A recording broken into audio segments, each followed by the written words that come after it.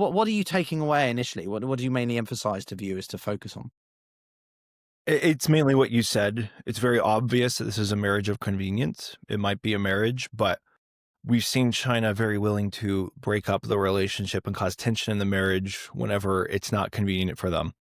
So we've seen a couple things throughout the war, but some of them have manifested recently. Probably the biggest sign we've seen recently is when secondary sanctions were finally kind of threatened on Chinese firms if they continued to purchase from Lukoil and Rosneft. China very quickly backed down and stopped purchasing oil from Russia. On top of this, we've seen, in the past, China purchasing oil from Russia. Sure, that's helping them out. A lot of people are missing that they are negotiating steep discounts when they do that. And even as China is also negotiating, for example, potential of new pipelines from Siberia, in Russia to China to meet China's energy needs, China is always really pushing Russia really hard on price and trying to get bottom dollar. I'd say top dollar if they were selling, but they're trying to get bottom dollar. They're trying to get Russia to concede a lot of things to them. And so when we look at the relationship between Russia and China, I mean, yeah, China is doing things that some perceive to be helping Russia out, but China isn't doing those things because they're helping Russia. China's doing those things because they're good for China, and we can really clearly see when it stops being good for China, China stops doing those actions, and they turn inwardly on themselves. And that shows us that China is not an ideological ally with Russia, or even if they are, they don't put their ideological alliance with Russia above their alliance of convenience, for example, with Western countries.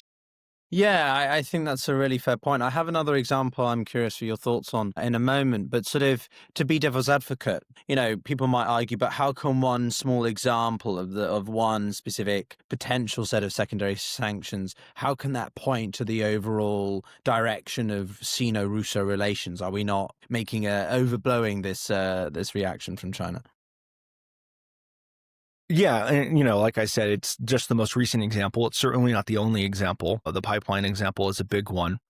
But really it goes down to understanding the relationship between China and Russia in terms of history and asking yourself what should be the most natural operating assumption about that relationship. Should our most natural operating assumption be that China and Russia are allies, or should it be that they're opponents? And when we look at history, it's always that they're opponents. We see that between the Soviet Union. I know it's not exactly Russia, but we see that between the Soviet Union and China, where even when they were both ideologically communist, they were fighting against each other, literally fighting against each other, not just with words, but literally fighting against each other to decide, who would lead the communist world. And so each of these countries has this desire for dominance in its sphere of the world, and, they'll align with each other where needed, but they're still trying to get the best of each other.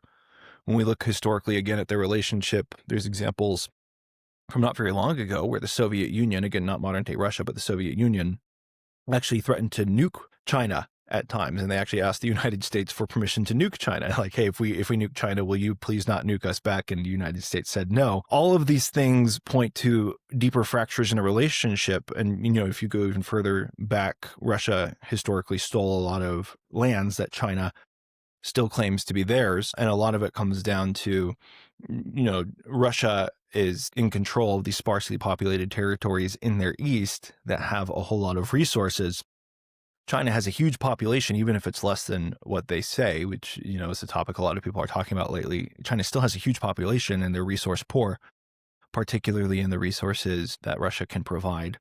And so that's caused these tensions historically. And what we're seeing right now in the modern day, where Russia and China are going before media cameras and they are saying with their words that they have a no limits partnership, that is actually the exception. It's not the norm. And so when we are examining that modern relationship, their words are the exception and not the norm. We have to examine their actual actions and not just those words. And when we look at the actual actions, those consistently seem to actually be on the theme of the historical tensions between them and not a no limits partnership.